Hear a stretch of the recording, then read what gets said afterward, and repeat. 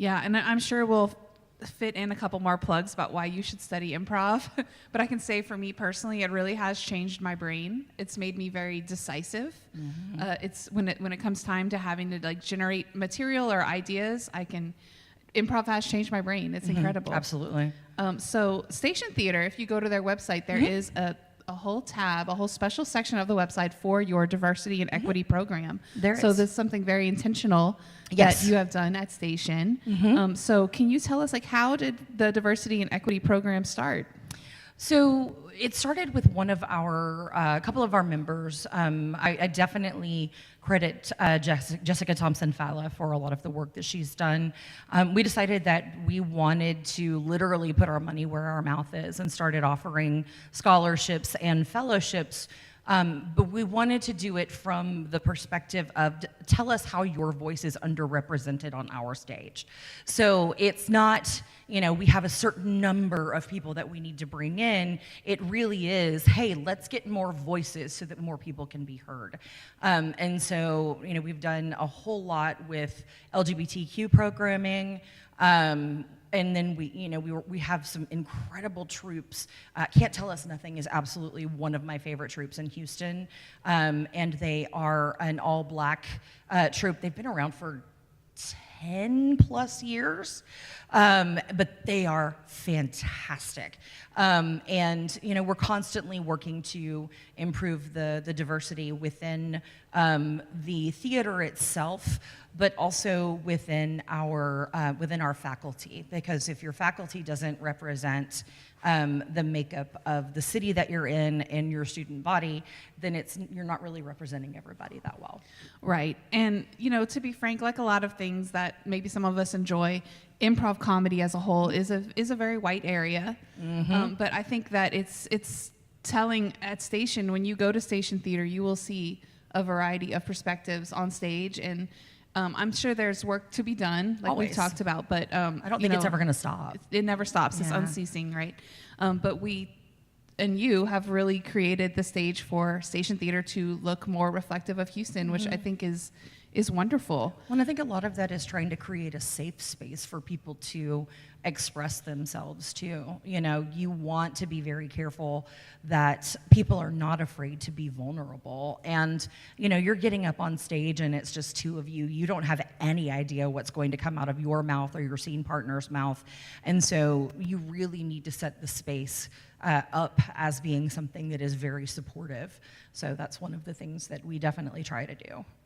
Great. Yeah, so you mentioned scholarships, and something that happened right around kind of that COVID era, and there was a big social justice wave, was they had a national organization that formed, the Black Improv Alliance, which a lot of us in the improv community have been involved with. And so can you tell us a little bit about the Black Improv Alliance? Absolutely. So we offer this in addition to our diversity and equity scholarships and fellowships. Our scholarships, it covers an individual level, so level 1 or level 2, and it covers the tuition completely. For the fellowships, that actually covers levels 3 through 5, and we often have someone who receives the scholarships. We often have them work on a project for the theater, or which we had a really fantastic show which has moved beyond our walls because it outgrew us, and it was called The Gay Agenda. And Aaron Michaels did that for his project to contribute to the theater, which was awesome. But just kind of getting back on track, which I've now lost my train of thought. It was the Black Improv Alliance. Yeah, there we go. Okay, I'm back. So when they announced the Black Improv Alliance, the way that they had that set up is they wanted you to do 5 scholarships within one class and have a Black instructor, which we absolutely did that. And I believe that we've done 20 of those scholarships now. We'll be doing some more in January when they relaunch the program. And we have had some absolutely amazing voices come through. So, I'm really, really proud of what that's accomplished. And like I said, that's in addition to what we've already done. One of the things that I wanted to point out that is kind of a big deal, but not really. I mean, everyone obviously struggled during COVID. A lot of the arts organizations did. We had a really, really wonderful group of people that were donating to us to kind of help keep us afloat. And we decided to turn that back around and offer that in scholarships so that we continued supporting the community like they supported us. Yeah, that's wonderful. And I think something else that you do is for anyone to study improv, regardless of if they can pay or not. You guys find ways. If someone is interested in being at Station Theater, you will find a way to work with them no matter who they are. Yeah, absolutely. We have folks that work on our marketing team. We have folks that are working the door. I will never have them do anything like clean toilets. It's not anything demeaning in any way. That's me. I do all the toilet cleaning. But we want to do it in a way that supports the community. And if someone were to come to a show and be like, hey, I don't have the money for this right now, I'll be like, sure, come on in, we got you. And our goal, for me at least, is to have great improv and sketch comedy, but also be accessible to everyone. Even our ticket prices are like $15, which is about what you pay for a movie, but this is a unique experience that you've never experienced before and will never experience again, unless it's a sketch. Unless it's a sketch. Yeah. So if there are so many ways to become involved with the station community. So I have on my notes here, do you want to tell them a little bit about Level Zero? Yes, I love Level Zero. This is a free 30-minute class that we do every Friday. Sometimes we take off during the holidays, so it's always best to check our website to find out the date that's available. But we ask everyone that comes to get a ticket just so that we can have a count for the number of people that are attending, but it's completely free. You come in, we do a little bit of a warm-up, and you're doing scenes immediately. So you're practicing yes and from the moment it starts. I feel like I heard someone go, You know what? I promise you, if you were to do this class with me, you would have so much fun by the end of it. Think about it. It's grown-ups getting to play pretend. This is stuff that we used to do when we were kids, but at some point, there was some grown-up that told us that it's time to grow up and be responsible and stop playing. And we believed them. Why did we believe them? Right. So this is what we do. This is our hobby. Like, it's literally, if you have kids or grandkids or nieces or nephews, you can go play cars or dolls with them and you don't feel judged by doing that. We do the same thing, but we do it with grown-ups. It's really fantastic if you're looking for ways to improve your public speaking, different things like that. Obviously, I can't talk without my hands. I used to work for the city of Sugar Land in the economic development department. I was starting their convention and visitors bureau. The director of economic development, anytime she saw me on the city council agenda, would move herself ahead of me because she didn't want to follow me, because I would always make city council laugh. So, improv is amazing. Yeah, it is. It'll help you in so many ways. And so there's so many doors into the Station Theater community, which is kind of what we're talking about, how you create that welcoming community. Price is not an issue. Your identity is not an issue. There's a place for you at Station. So one thing that we could talk about is the jams. So on Saturday afternoon, there are open jams that anyone can participate in. And you've done a really great job through your diversity and equity program of centering certain types of voices. So can you tell us a bit about that? Absolutely. Our jams are really just an open practice for students and alumni. And we do welcome people who have never done improv before too. We just make sure that you give them a heads up so that you know what's happening, because there are some things that we have learned that newbies maybe don't know as well, and they'll be surprised by. If I come up behind Sarah and I do this, that means she's out of the scene and I'm taking, bye Sarah, and I'm taking her spot. Here, let's do that. Yeah, let's switch. Yeah. Okay. So she's now Jessica. Yeah. But we do something like that just to make sure that you're aware of what's happening, because if someone were to tap you on the shoulder, normally you'd be like, what's going on? So this at least gets you aware. So with our jams, we have a community improv jam on the first and third Saturday of every month. And we also have what we call specialty jams. And with those, we actually have specific troops that host each of these, and they make it their own. So the first one of these was called the Ma'am Jam, and this was for female and female identifying performers. This was created by an all-female troupe called Discharge. Jessica Thompson Falla, that I mentioned earlier, is one of the folks that is part of Discharge. She and Monica, and I mean, they're amazing. They're also one of my favorite troops. But so they created the Ma'am Jam, and we're like, well, what if we were to kind of make that happen for some other folks? So we worked with Can't Tell Us Nothing. They now host the Diversity Jam, which is for BIPOC performers.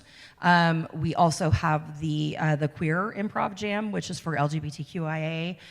We have the Retro Jam, which is for us folks over 40, because sometimes references are different. He's like, who, me? How dare you? And, whenever I talk about Duran Duran and these 20-year-olds, they're like, who's that? It makes me very sad. But come on, know your history. And then we also, am I missing one? You said the Polyglot Jam? Well, we're not doing that one anymore because, that one was interesting. And we never quite figured out how to use it, but it was called the Polyglot Jam, and the idea is that you could improvise in any language. We actually had 2 performers who came in, and they did an entire scene in Urdu, which was amazing. Also, one of the things about improv is you can do scenes with someone even if they're speaking gibberish, or if they're speaking a language that you don't know, because you're following so much with body language. At a camp one time, I did a scene with a woman who was speaking Russian. I don't know Russian, but we had the best scene in the DMV. So that's one of the only fun things that happens in the DMV. How do I have like 2 comedy things that have happened in the DMV? I just saw you do a sketch that took place in a DMV. Yeah. I think one of the things that I love about Station, which I've been in a lot of improv communities throughout the country, Chicago, other places. Station to me really stands out as when you come through that door, they'll find a way for you to fit in the community. It's not as cliquish. I find that you, in particular, Jessica, really work to give new performers opportunities to get on stage. You have a very democratic process, which we can relate to here at UU, as far as troops having opportunities to perform at Station. It's not kind of the anointed thing where the king or queen is telling you that you're good enough to perform at Station. Which maybe is a way I could describe some theaters that I've experienced in the country. Just imagine the king wearing flannel and having a beard. Yeah, but you really make people feel welcome. That's one of the things that we try, because I teach so many of our level 1 classes, and one of the first things that I tell them is the day that you walk through that door, you're an improviser. I don't ever want you to think that you can't do something. If there's a workshop that you're interested in, do it. The more people that you can learn from, the better, because then you find your voice as an improviser faster. Actually, I did leave out a jam. Oh. I left out the musical jam. Oh, the musical jam. Yeah, we have a musical improv jam. I've actually been trained in musical improv, so, and I'm a karaoke singer, y'all. I'm an improviser and a karaoke singer. I am not a Broadway singer, but it is one of the most fun things I've ever done in my life. You want to talk doing something because it scares you? That's a great thing to do because it scares you. It's a blast. It's so much fun. Yes. So one of the ways that you take care of your performers when they walk in that door is by having a performer's Bill of Rights. Yes. And I wish I would have brought copies of that with me, but I can kind of run down what it is, though. We created this it was right after the Me Too movement, because like all industries, there were some significant issues within the improv community at large, and we even had some challenges within our own community. So we're like, hey, we need to set up some guidelines and rules to make sure that everyone is safe. And so the first thing that we did is we came up with the Performers' Bill of Rights. So one of the first things is that you have the right to step out of any scene that makes you feel unsafe. I don't care if it's a show. I don't care if it's a class. Step out of it. I've got your back.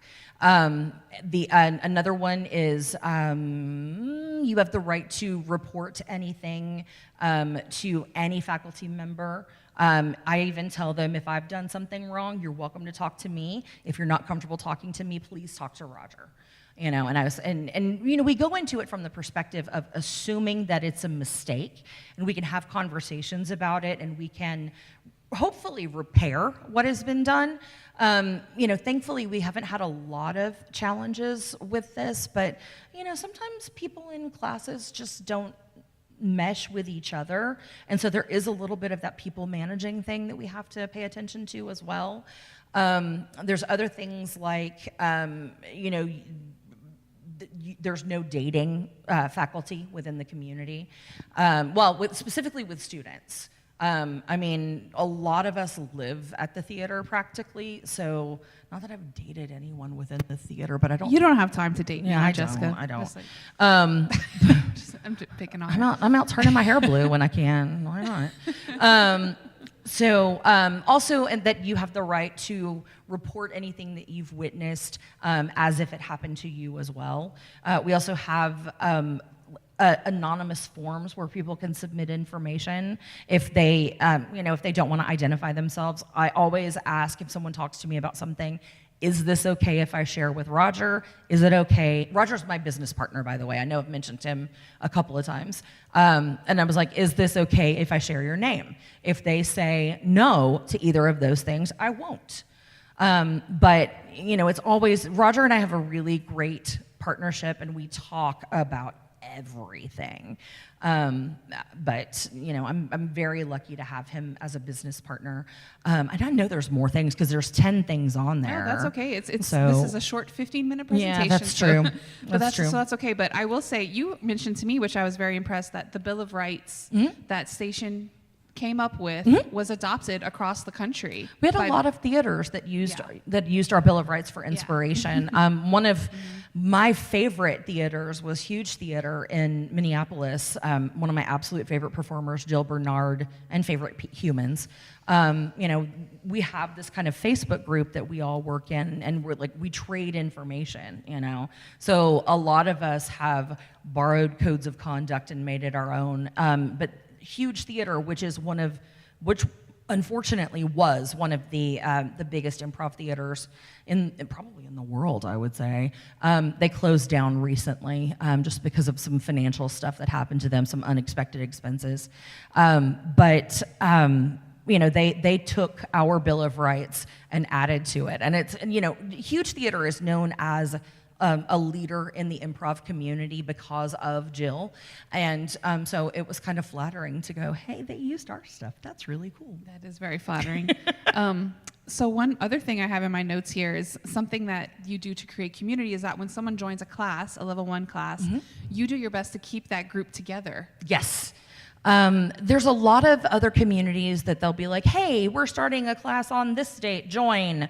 Level 2, hey, we're starting a class on this date, join. And so your class may change. So our goal is to keep everyone together from level 1 through level 5, which is a little over a year to complete our entire program. But through that, they develop friendships, they develop a trust with each other that is as strong and sometimes stronger than the troops that we create ourselves. Usually when we're creating a troupe, it's, hey, I like you, let's perform. And so, that's kind of where we are with that. So I love it. And so, like I mentioned, you make room for people to be on stage. You've made room for me to produce my own shows. Yes, and they're fantastic. When I have an idea, Jessica. Yes, Jolie, you have a question? No? No, she's just telling us how much time is left. Okay. I got you. Great. So we're trying to end at 11:10. Is that right? Okay. All right. Well, why don't we end on this? Because I know you can wax poetic on this. By the way, you can hear Jessica on Houston Matters on Friday mornings very often. A lot of times, I'm usually on at least once a month with Craig. I'm with a group of people, this think tank of really intelligent people. So obviously I'm the comic relief. All right, well, let me ask you, why improv? Which we've kind of touched on this quite a bit. But why should anyone take improv? There's so many reasons, and everyone has a different reason for it. It's a way to be creative without having to memorize a script. It's a way to learn to think differently, because what we teach is a communication process. We don't teach you how to be funny. In fact, when I was a caregiver for my parents, I found myself leaning into improv a lot. And it was a great way to connect. It's really pretty cool. Also, if you want to be on stage, if you want to learn to be more confident in speaking, if you want to learn how to think faster, it all works. It's all great things to do, and it's fun. Yeah. Oh my gosh, it is so fun. I used to look forward to Mondays because that's when my class was. And it's a great way to make friends. It is. Yeah. If I were to move anywhere outside of Houston, I would go to an improv community to be connected to that city. And that's exactly what I did. It is. I moved to And Houston we're like, in the fall of Sarah, 2021. welcome. Yeah. So Steve and Jolie, do we have time to maybe do a short activity? Okay, great. Awesome. Yeah, so we would like to do an activity that Jessica does with her corporate clients. No one's going to have to stand up. I'll Nope. tell you that right now. No one's going to have to be performing, okay? No, not at all. Yes. Okay, so if you have someone that is near you, turn to them, and we're gonna do we're just gonna plan a party, right? We're gonna plan a party together. So the first thing that we're going to do is something that is called a denial. Super easy, a denial is no. And that's the improviser saying, no, this is a terrible idea, my idea is better. Right? Usually comes from a place of either control or fear.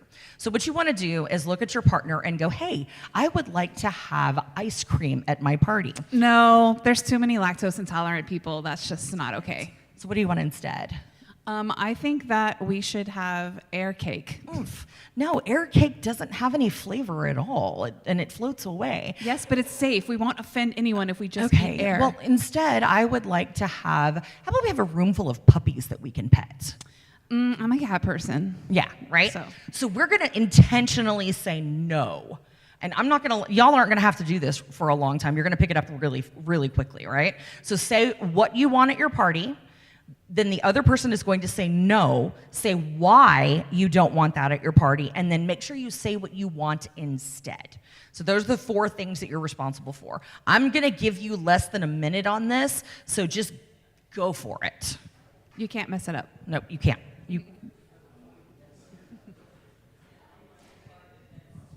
We can have a group of 3 if you want. Totally okay.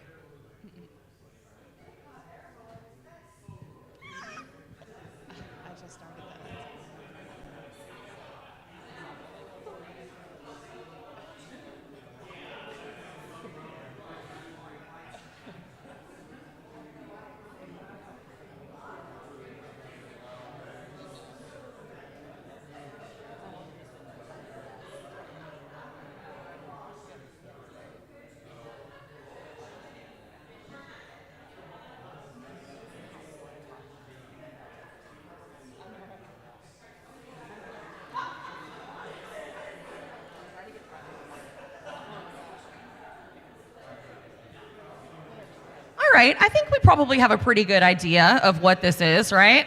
How many of y'all feel like you got a party planned? Right? None of us. So you can also take this same exercise and replace the word no with yes, but, and that is the same thing. A yes, but is still a denial because you're saying, well, yeah, that's an idea, but my idea is still better, right?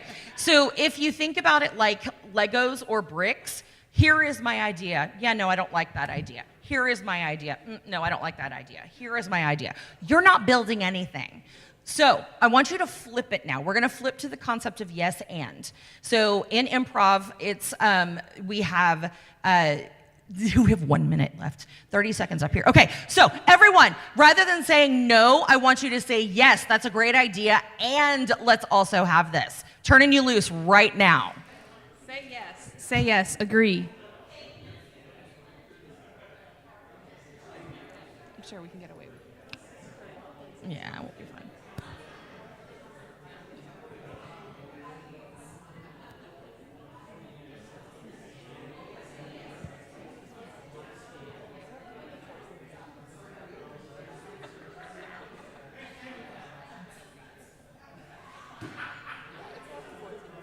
All right. So we do need to go ahead and close. So one of the things that I want to point out here is that it is much easier to move your conversation forward.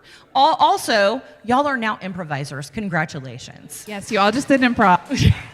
So thank you so much for the opportunity to be here. We're happy to, if there's an opportunity, we're happy to share some discounted tickets if y'all ever want to come hang out with us. And come join us on that Friday Level 0 class if you have the chance. So there you go. Thank you so much for being here with us, Jessica and Sarah. I love seeing you all the time. And this was a wonderful opportunity. And so, yeah, we think we'll take you up on those tickets and we'll let people know about it. And if you have other questions for Sarah and for Jessica, you can go into Channing Hall and you can ask them all the questions you like. Thank you so much for being here, everybody.